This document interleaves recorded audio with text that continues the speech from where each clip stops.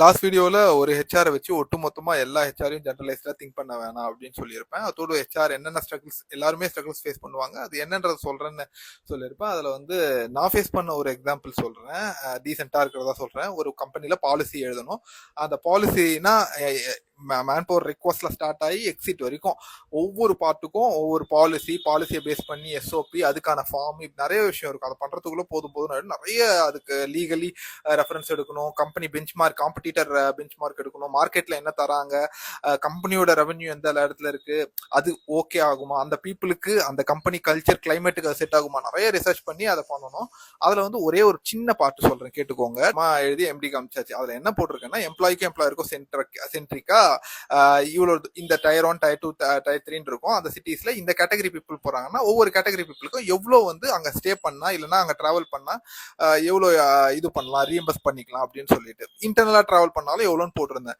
Empty கூப்பிட்டு ஒரே வார்த்தை தான், are you giving the money from your pocket, உங்க பாக்கெட்ல இருந்து மணி தரீங்களா அப்படின்ற ஒரு கொஸ்டினோட ஸ்டார்ட் ஆன அந்த கான்வர்சேஷன். 1/2 மணி நேரத்துல அவர் சொன்ன கடைசி இன்புட் என்னன்னா, டீட்டெயில் தான் நான் சொன்ன ஒரு வீடியோ பத்தாது.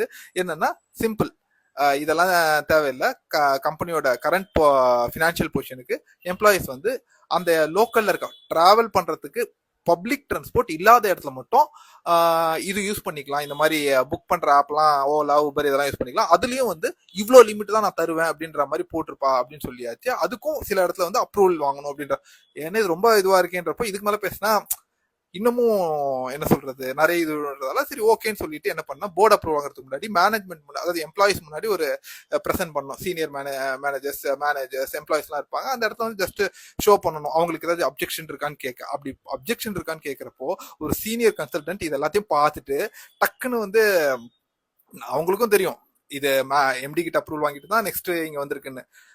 அப்படி இருக்கிறப்போ டக்குன்னு வந்து என்ன எழுதியிருக்க, இதெல்லாம் நான்லாம் ஒரு சீனியர் சிட்டிசன், நான்லாம் இது இப்படி டிராவல் பண்ண முடியுமா, ப்ராக்டிக்கலா இருக்கு அப்படி இப்படின்னு சொல்லிட்டு கேட்க ஆரம்பிச்சிட்டாங்க. ஆனா உண்மையிலேயே எனக்கு வந்து மனசுக்குள்ள அட பாவிகளா, பக்கத்துல இருக்கவர் தானடா சொன்னது, நான் வந்து எழுதியிருந்தது கரெக்டா தான் இது பண்ணியிருந்தேன். பட் ஆனா இப்படி ஒரு இது வந்ததால நான் இந்த மாதிரி சேஞ்ச் பண்ண வேண்டியதாயிடுச்சு. ஆனா அந்த எம்டி சைட்ல இருந்து ஒரே ஒரு வார்த்தை என்ன தெரியுமா, ஓகே எப்பயாச்சும் நான் இதுல இருக்க சொல்லிருப்பேன், ஓகே சதீஷ் சேஞ்ச் இட், ஒரே வார்த்தை செஞ்சு. ஆனா அங்க இருக்கவங்க ஒட்டுமொத்த பேரோட பெர்ஸ்பெக்டிவ்ல இருந்து பாக்குறப்போ நான் என்னமோ நான் அவங்கள கஷ்டப்படுத்துற மாதிரி அந்த பாலிசி எழுதின மாதிரியும் அவர் வந்து அதை மாத்தின மாதிரியும் டோட்டலி சேஞ்ச். அப்போ வந்து பாத்தீங்கன்னா பாருங்க, இது மாதிரி ஒரே ஒரு சினாரியோ 100 சினாரியோ வரும்.